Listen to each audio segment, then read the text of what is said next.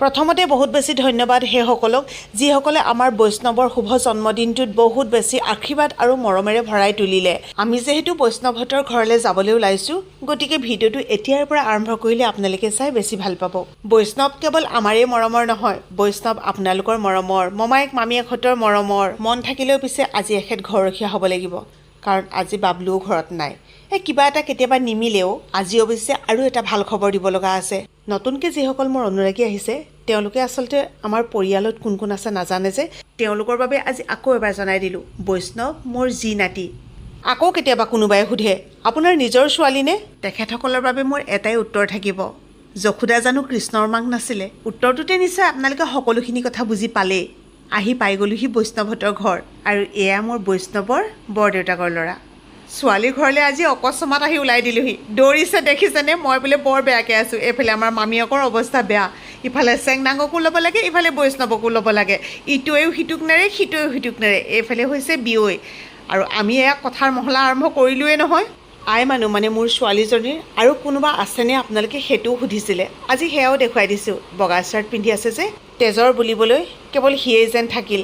এটাই মাত্ৰ ভায়েক, আৰু এইজনী হৈছে মোৰ বেটী। সিহঁতক বহুত কিবা কিবি দি উপচাৰি পেলাব পাৰিছোঁ, সেইটো মই কেতিয়াও নকওঁ। কিন্তু সুখে দুখে প্ৰত্যেক মুহূৰ্ততে যে মাক দেউতাক ভায়েক বোৱাৰীয়েকৰ সৈতে আমাৰ পৰিয়ালটো যে সদায় সিহঁতি কাষত পায়, সেইটো সিহঁতি সদায়ে স্বীকাৰ কৰে। আৰু আপোনালোকক যে কৈছিলোঁ ভাল খবৰ বুলি, আই বনুহঁতৰ এখন নতুনকৈ ই ৰিক্সা আনিলে।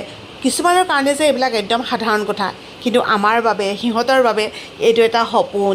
আৰু ভৱিষ্যতে কি হয় নাজানো, কিন্তু বৰ্তমান সময়ত এয়াই হৈছে সিহঁতৰ সংস্থাপন। মই জানো মোক ভাল পোৱাসকলে মোৰ জী জোঁৱাইকো বহুত বেছি ভাল পায়, বৈষ্ণৱকো বহুত বেছি ভাল পায়, আৰু সেয়েহে আপোনালোকে এই ভাল খবৰটোতো সুখীয়ে হ'ব। হেপী বাৰ্থডে বৈষ্ণৱ, হেপী বাৰ্থডে বৈষ্ণৱ, হেপী বাৰ্থডে। আমাৰ বৈষ্ণৱ ডাঙৰ হ'ব, হয়নে? হ'বনে? Happy birthday. 12 বছৰৰ পিছত আমাৰ বৈষ্ণৱ জন্ম হৈছিলে, আৰু তেতিয়া মাত্ৰ 1 কেজি 700 গ্ৰাম আছিলে। আৰু সি 6 মাহতে জন্ম হোৱা, মানে 7 মাহ সম্পূৰ্ণ নহ'লগৈ।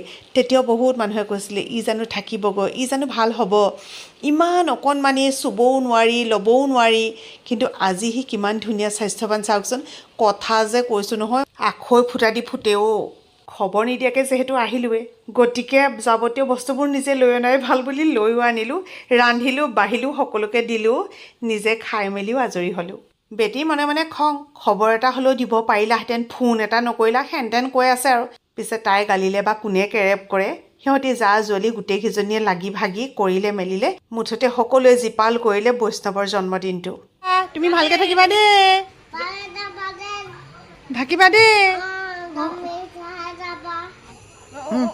Bye bye. আই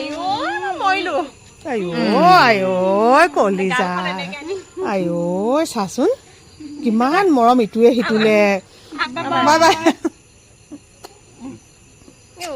আই ভগৱান, আই